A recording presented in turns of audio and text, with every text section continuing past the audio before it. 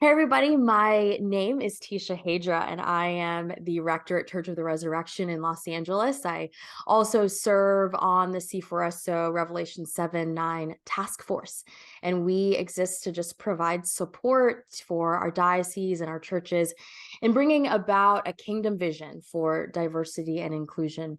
So for Black History Month, we just want to highlight some of the Black leaders that God has called to our diocese. And so to that end, it brings me just so much joy and so much excitement to introduce everyone to Tashara Angelle, like angelic. That's how I've been remembering it. And so now I know that right after this conversation comes out, Tashara, people are going to start calling me Tashara and you Teesha. Yeah, So for let's just be sure. ready for that. I will just Okay. count it as I will consider it a compliment for Me people to too. call me Tashara. And so, because I've heard so many incredible and wonderful things about you and your work at Resurrection Anglican Church in Austin, Texas, where you are in the curacy program. So, Mhm. how are you? How Yeah, are you doing? I'm doing good. It's a little cold here in Texas, but for the most part, it's good. It gave me lots of time to kind of prep for this, so I'm good with it. Good, good. I know. We were saying before it's a little bit icy over there, which Hmm. is unexpected, but I hear you saying you're making the best of it. That's right. Yeah. So tell us a little bit about yourself for those of us who haven't had a chance to meet you, to sit down with you, to really get to know you. Just tell us a little bit about yourself and kind of your journey. Yeah, so I'm Tashara Angelle, as you already know. I am married. My husband is Alvin, and we have a pretty sweet 2-year-old daughter. I am a pastor's kid, so my dad was in ministry for pretty much as long as I can remember. He served as an evangelist for a while, and he would take us traveling around Texas. He'd like host revivals and he'd preach. And then he eventually planted a small church in East Austin. So I was basically raised in the church. And I felt a call to ministry really young, maybe like 10 or 12. But I didn't really know what to do with that. And it was, and I was already pretty certain that I didn't want to be a preacher or a pastor at all, Hmm. having been raised in the church. It wasn't a bad experience. It was just, I saw my dad and all the work that went into it. And I was just pretty sure that wasn't for me. Also, didn't really want to be in front of people in that way. So, like a lot of people, I feel like with that same story, I totally ran from that.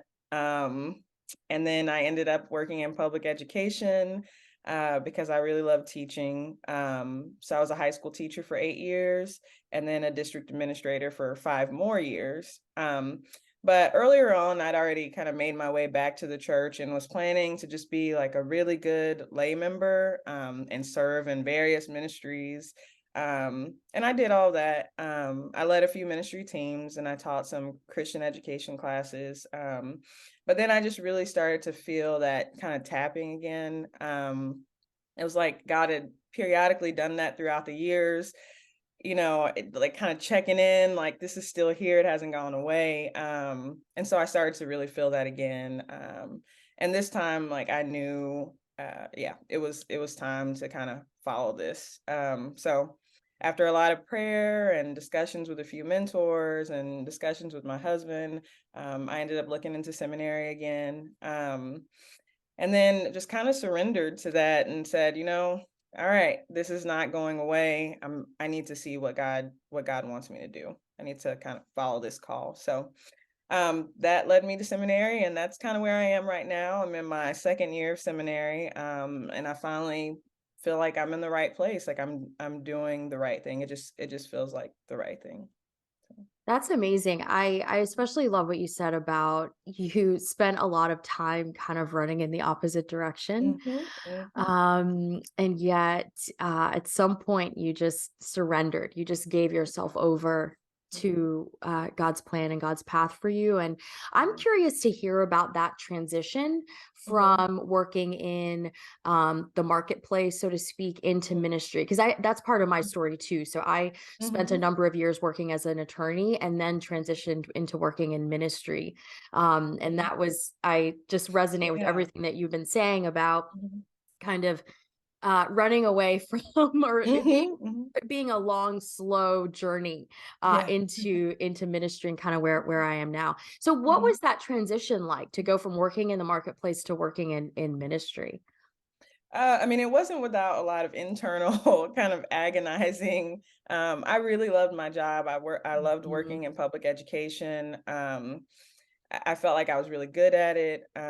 It was just, the more I prayed, the more I felt like I knew there was a decision to be made, and I could resist and I could say no, because God's like that. He's not going to force you to do anything. But um, for me, I feel like I love God enough and I love God too much to just continually um, say no if I feel like He's asking me to do something.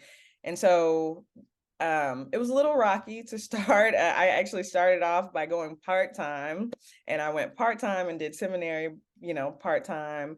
But then once I got into seminary and I started actually serving more in ministry, the transition became a little bit easier. It was like, okay, this is the right thing. And so I guess I kind of tiptoed out into it. Um, so slowly went part-time, and held on one foot in each door, and then it was just kind of confirmed that this is where I'm supposed to be. And so I still miss teaching. I still miss Mhm. that world sometimes, but I have a lot of peace in just knowing that this is where God wants me to be.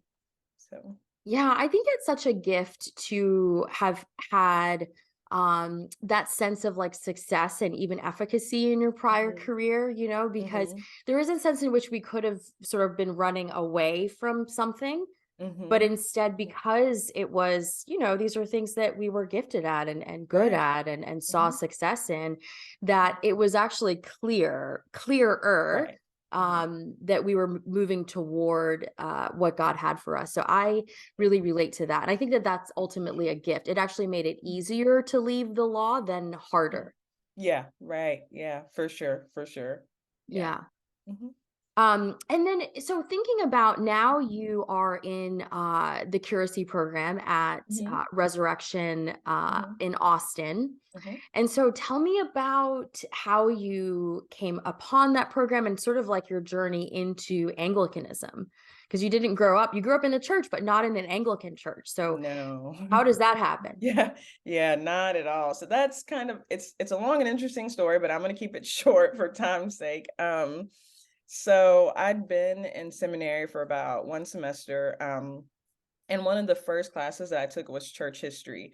So I'd kind of already begun like sensing that at least the American church had become kind of this big machine.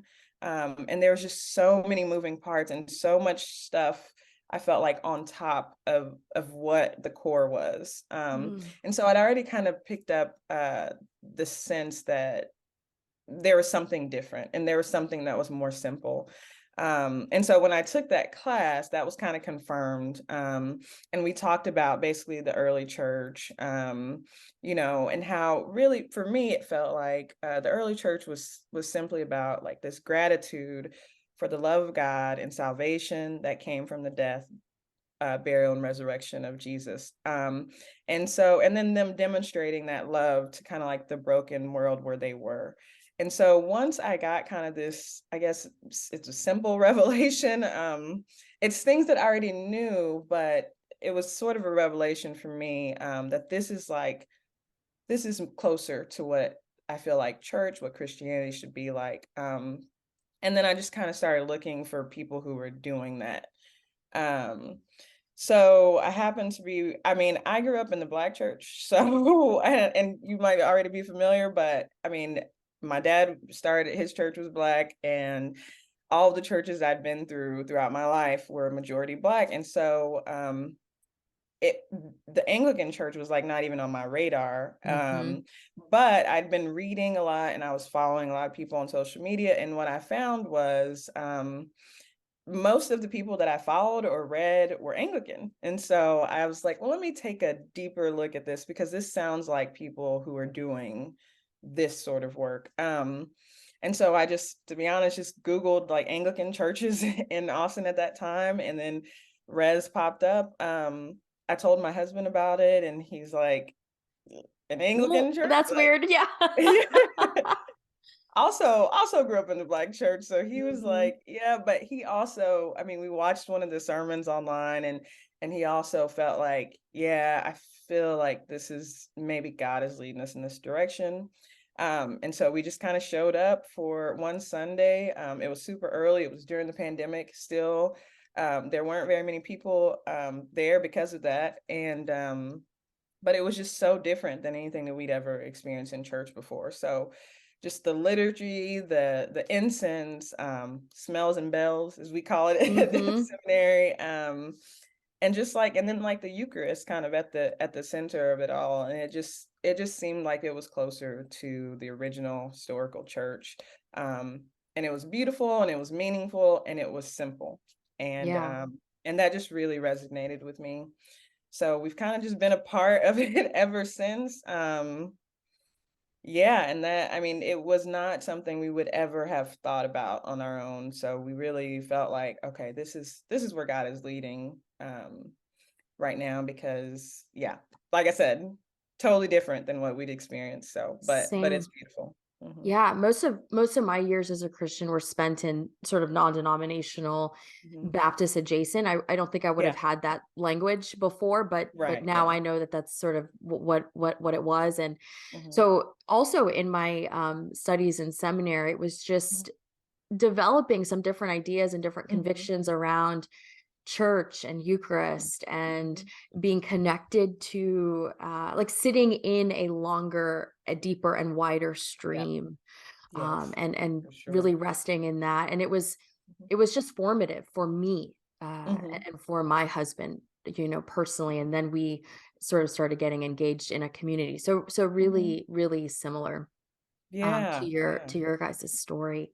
Hmm. Um, so tell us a little bit about your role at Res Austin. It's great because while I'm at Res LA and you're Res Austin, I mean, we're like, in the same diocese. Perfect. It's perfect. So we'll always make sure that we have that little tagline to clarify.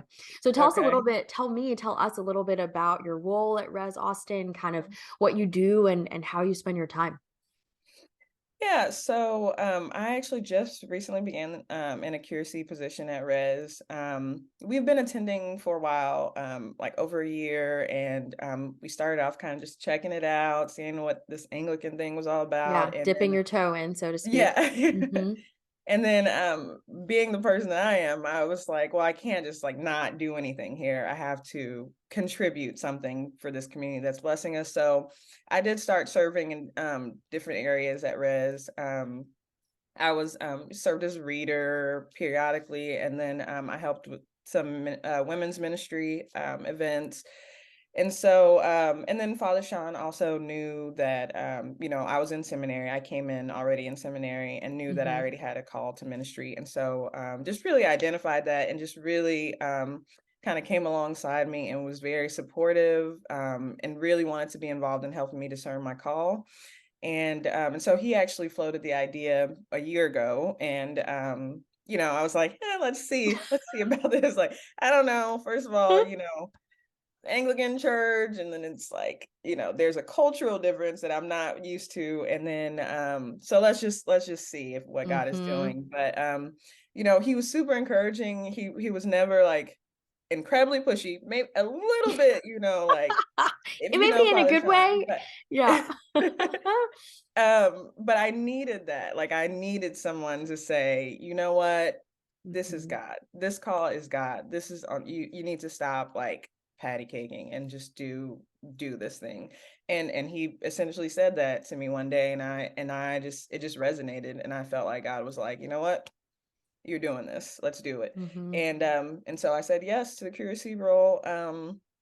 And just started. And so I'll be kind of doing some similar ministries that working in the areas that I'm already working in, serving on Sundays, working in women's ministry. I'm helping co-host a Bible study this month, starting this month. And then, but also now just kind of really diving into more like clergy focused activities, I guess, or ministry work.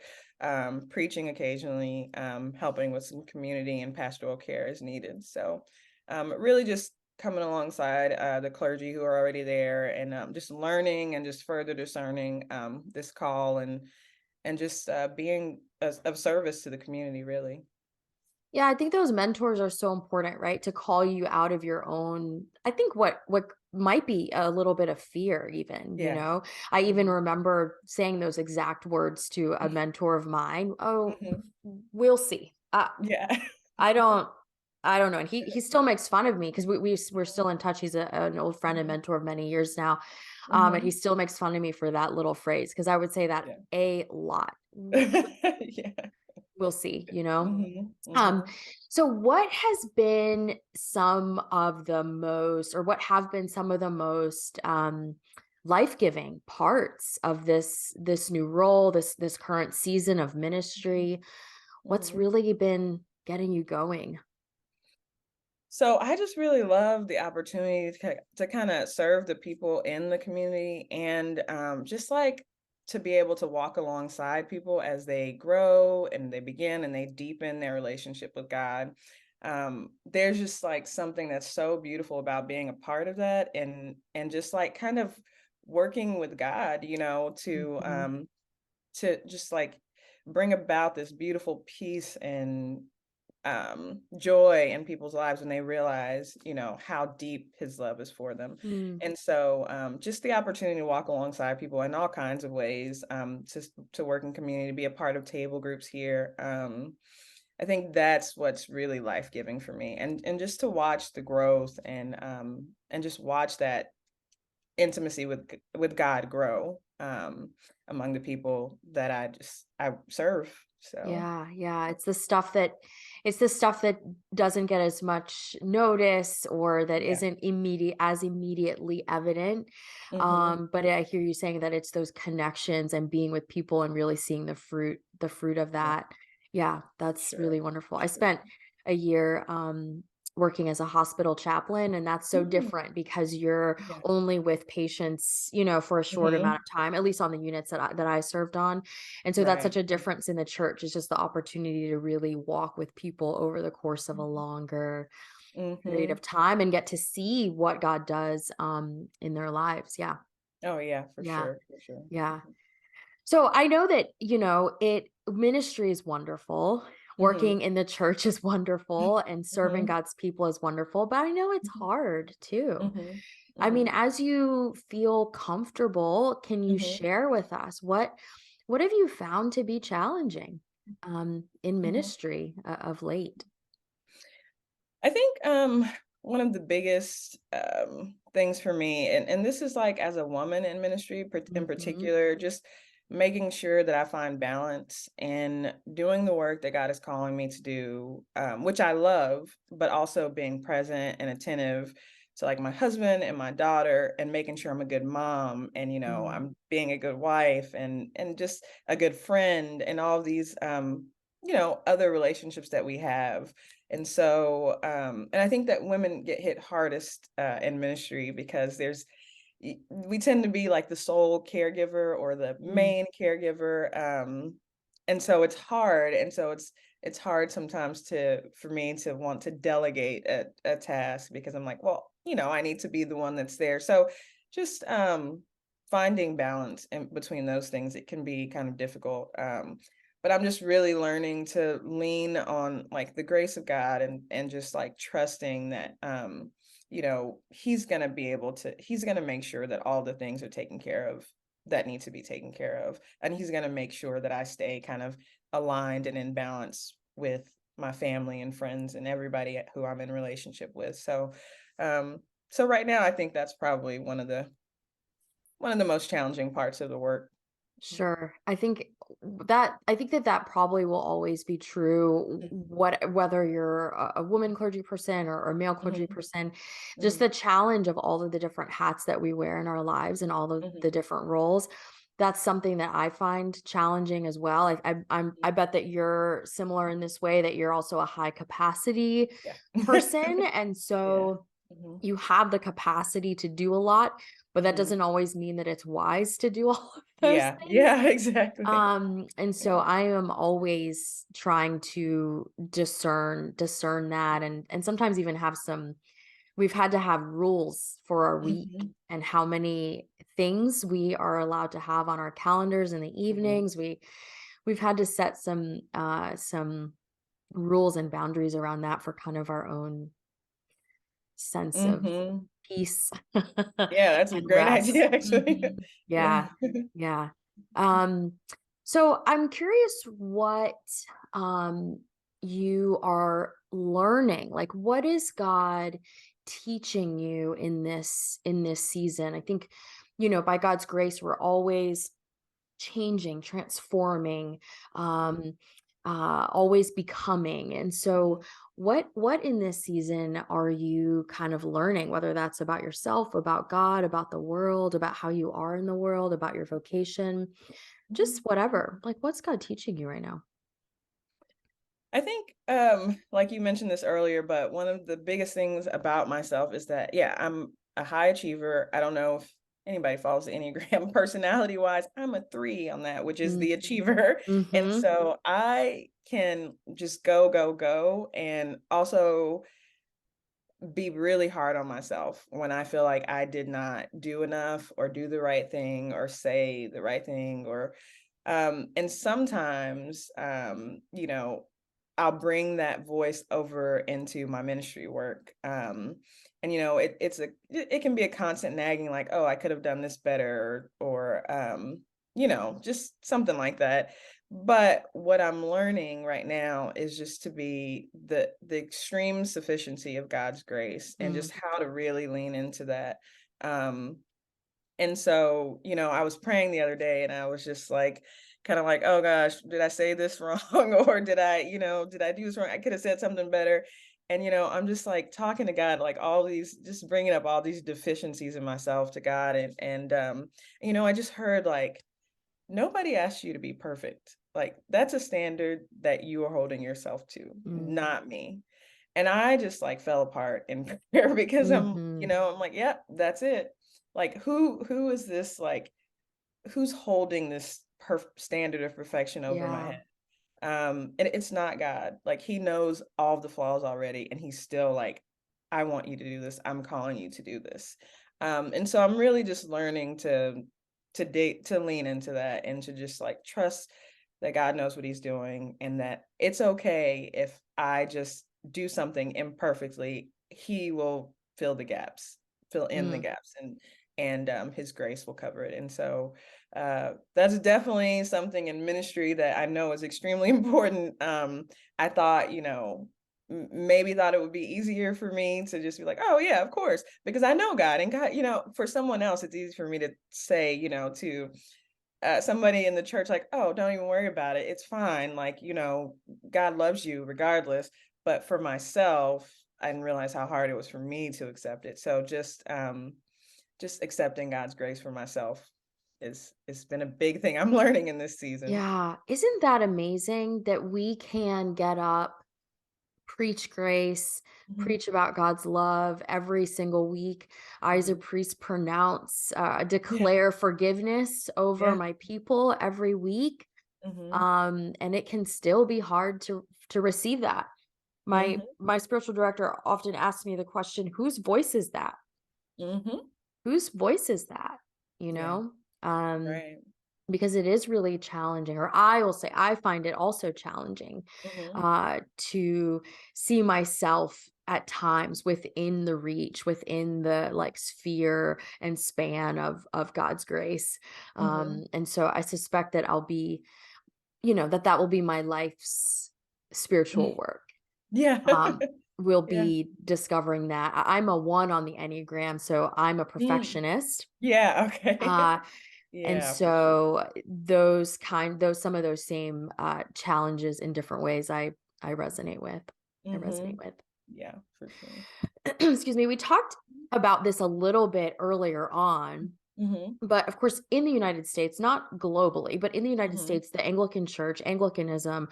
it is a predominantly white, church, denomination, etc. Mhm. So I would love to hear.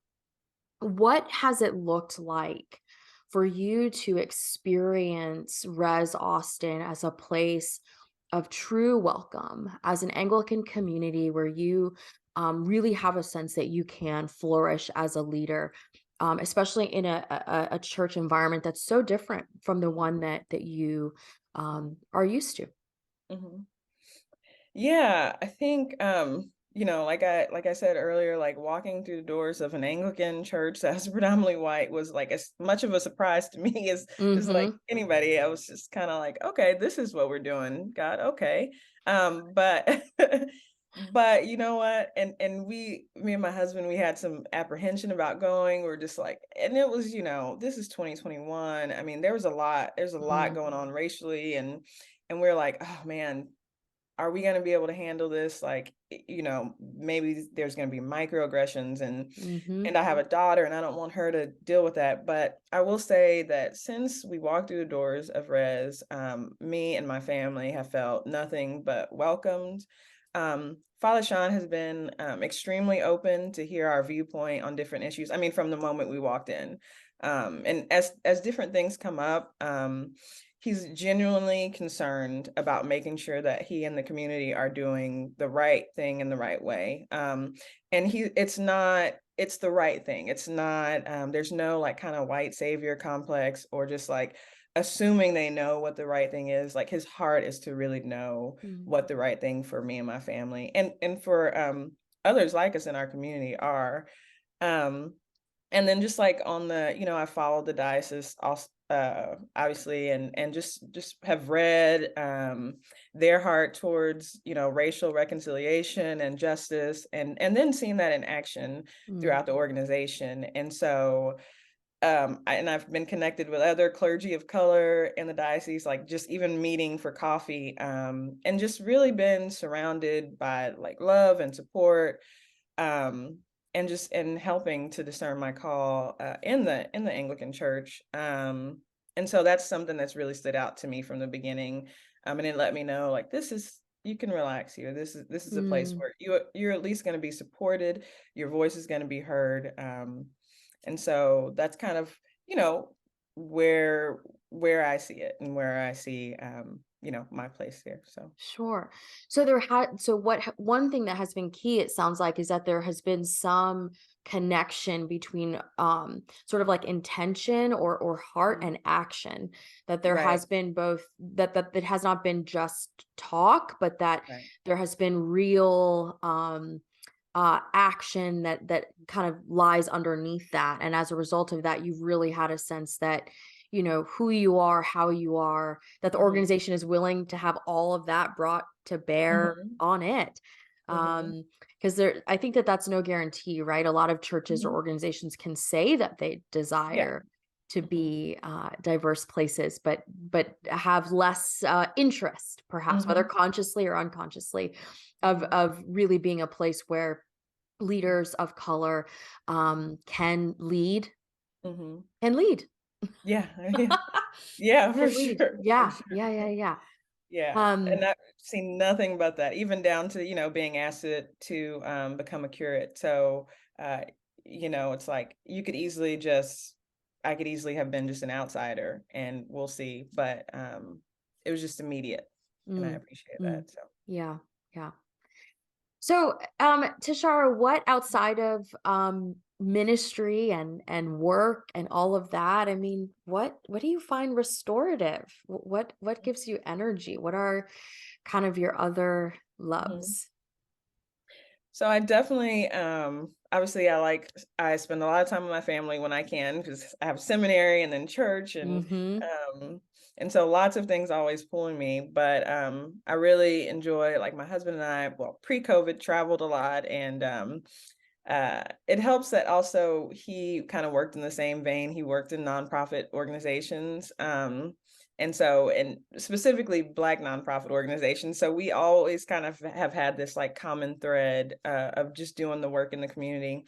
And so besides spending time with my family, and I also am really passionate about like things that are happening at the intersection of faith and social justice. At seminary, I'm co-chairing the student-led conference, and it kind of brings together students and faith leaders and community organizations to kind of find ways to collaborate, and better Mm. serve the people in our community. So I'm really passionate about that. I know that sounds like work, but for me, it's fun. And again, I'm like this Mhm. kind of type 3 Enneagram. So like pulling these things together and pulling people together is fun for me. Um, yeah, so that's probably the biggest thing. Austin is a big kind of workout city, like Uh-huh. fit city. So we get out and sometimes hit the trails here as often as we can. But yeah, pretty other than that, I don't think I have room in my calendar right now. Oh, yeah, I hear that.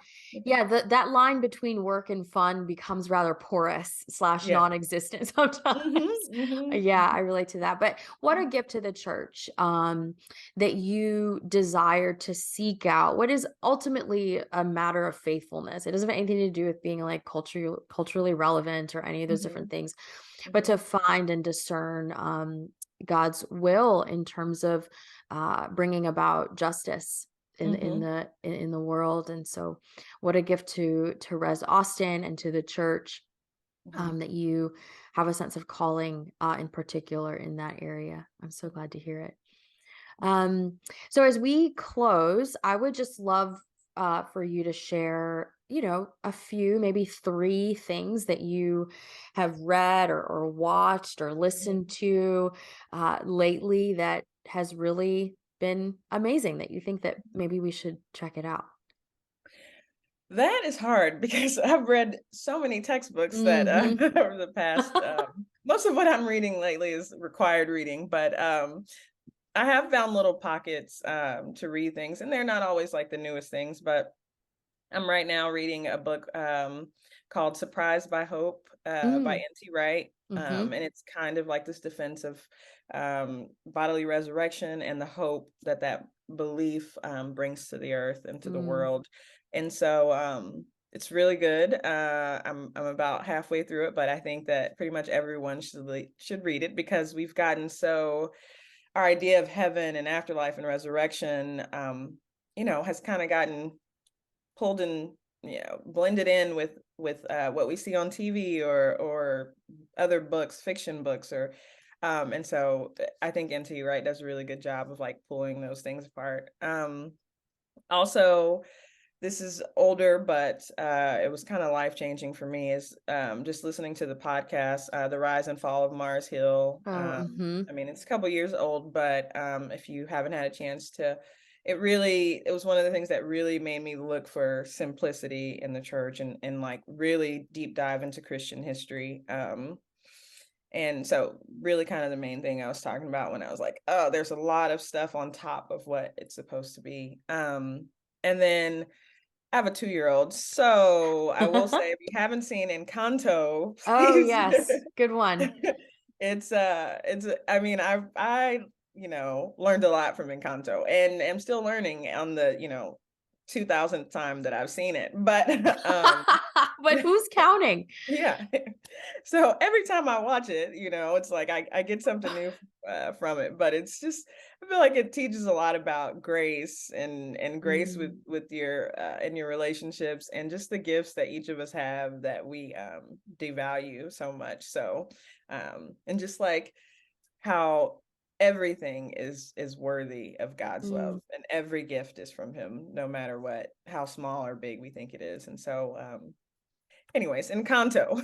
All that from Encanto, but Well, yes. that is, I feel like a wonderful place to end on the good gifts of God. So Mhm, thank you so much, mhm. Tashara, for your ministry, for sharing your journey with us. I hope that all who listen and hear your story would feel encouraged, just in their own journey, and maybe someone listening is patty caking right Yeah.